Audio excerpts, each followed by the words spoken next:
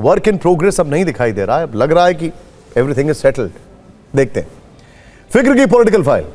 आज की सबसे बड़ी सियासी खबर कर्नाटक से, जहां कांग्रेस नई लीडरशिप को विरासत सौंपने जा रही है। राज्य में पार्टी के कद्दावर नेता और मुख्यमंत्री सिद्धरामैया इस्तीफा दे चुके हैं।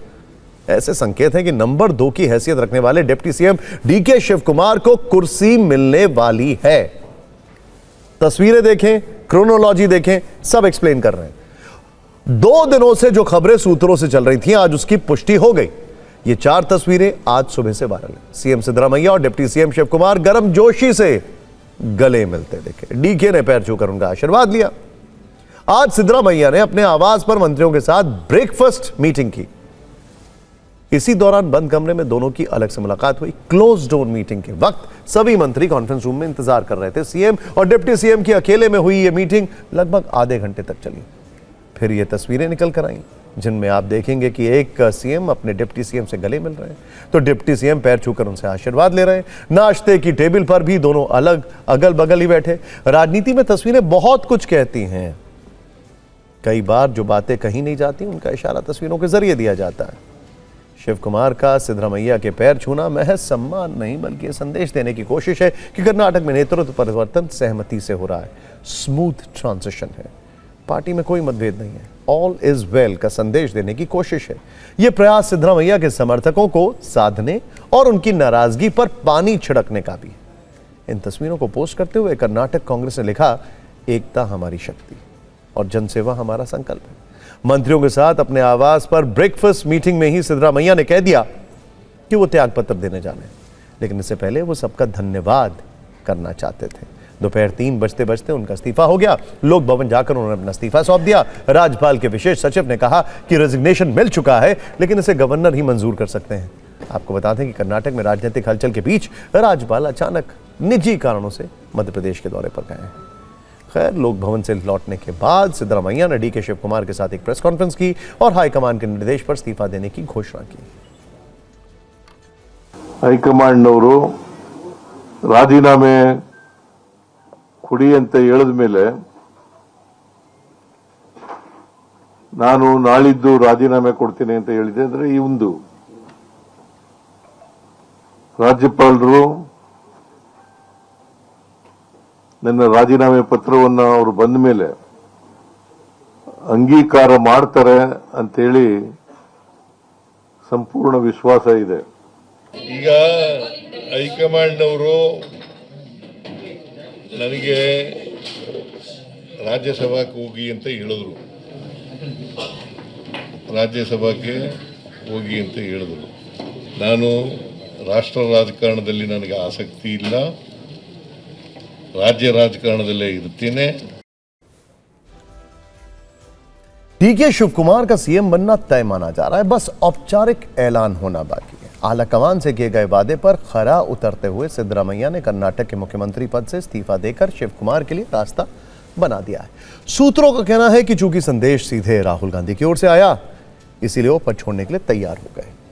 उनके इस्तीफे के बाद अब राज्य कांग्रेस में बदलाव और सिद्धा के भविष्य को लेकर चर्चा तेज है। सवाल है कि सिद्धरामैया क्या करेंगे? वो विधायक बने रहेंगे या फिर दिल्ली की राजनीति में सक्रिय होंगे? इसकी इनसाइड रिपोर्ट आपको बताते हैं। हमारे संवाददाता कुमार विक्रांत को सूत्रों से पता चला है कि सिद्धरामैया भले ही पद छोड़ने को तैयार हो गए, लेकिन उन्होंने अपनी शर्तें भी प्रभारी महासचिव रणदीप सुरजेवाला को बता दी हैं। इसके बाद सुरजेवाला ने उनसे दिल्ली चलने और राहुल गांधी के सामने अपने बात रखने का प्रस्ताव दिया है। ऐसे में अब दोनों दिल्ली आएंगे, जहां उनकी मुलाकात राहुल गांधी से होगी।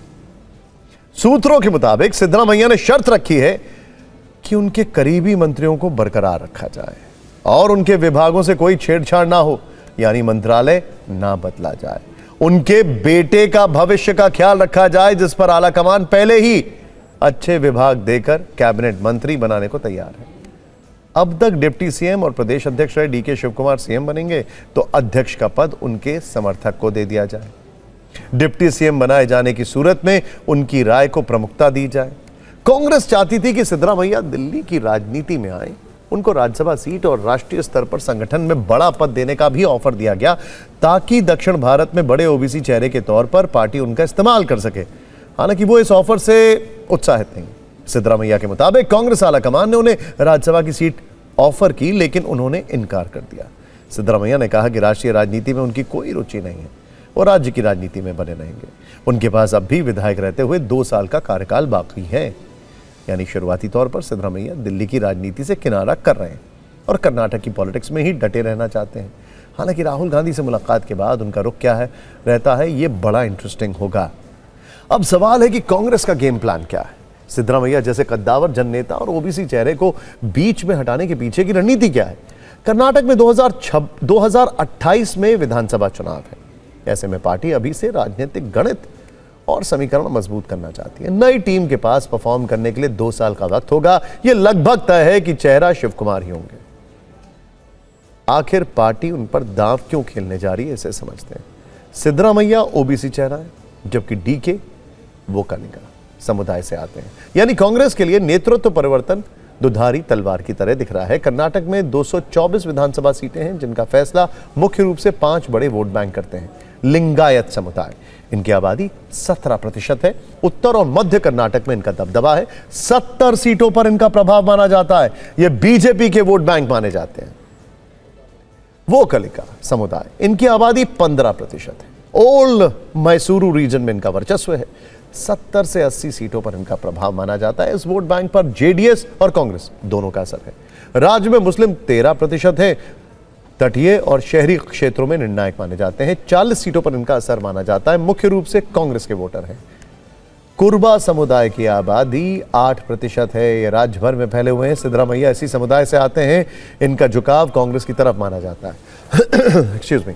अनुसूचित जाति की आबादी 17% है। अनुसूचित जनजाति की आबादी 7% है। दोनों पूरे राज्य में फैले हुए हैं।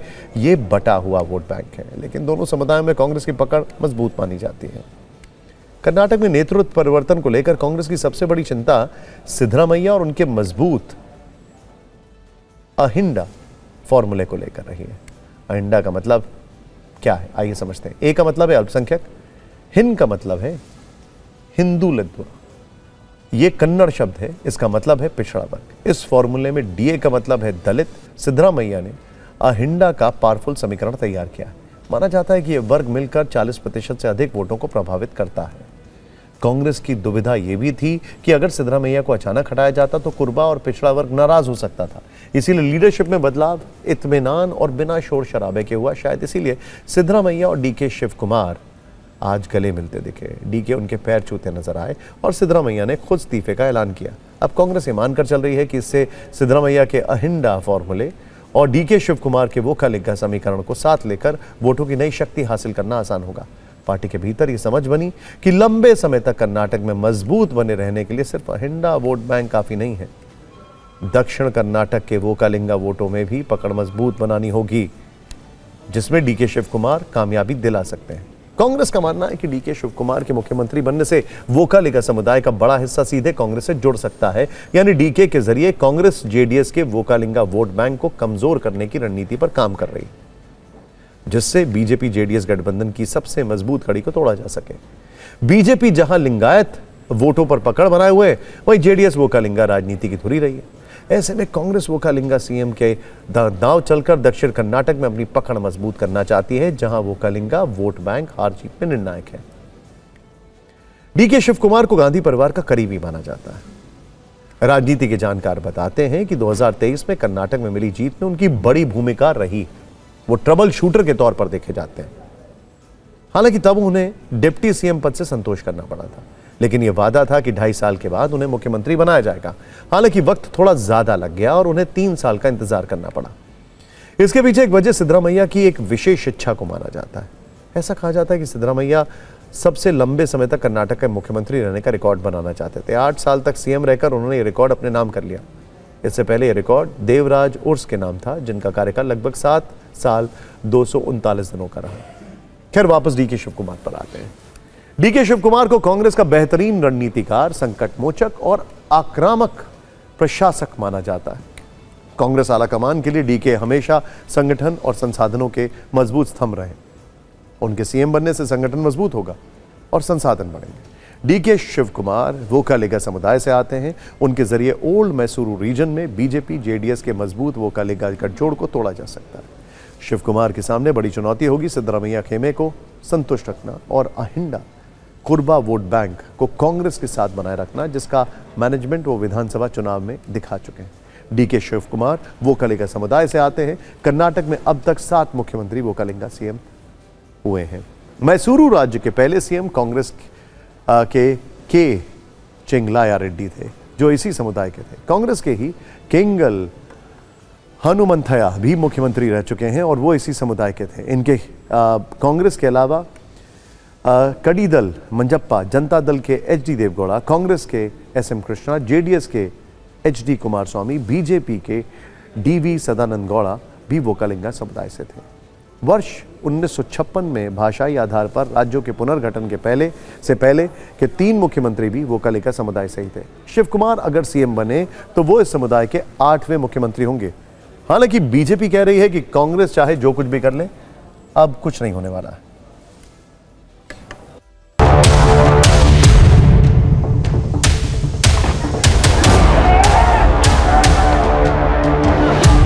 Siddhamaya Saab is one of the tallest leaders of Karnataka state, and he is a good administrator. He is a mass leader, and today, just because High Command has taken a decision to make a way for others, and he has obliged the High Command, and in the interest of the party, he has taken a decision.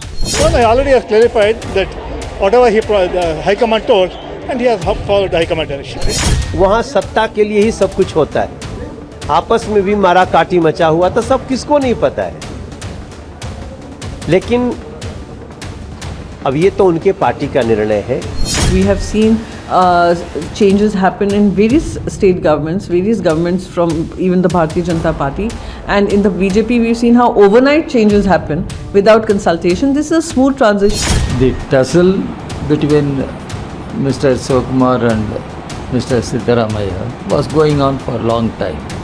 Let us see how that government is going to function in the coming days. से भी सरकार कांग्रेस की हर जगह अस्थिर हो चुकी है, नेतृत्व का अभाव है और आने वाले दिनों में शायद देश में कांग्रेस की उपस्थिति रहे ना रहे, ये कहना बड़ा कठिन है।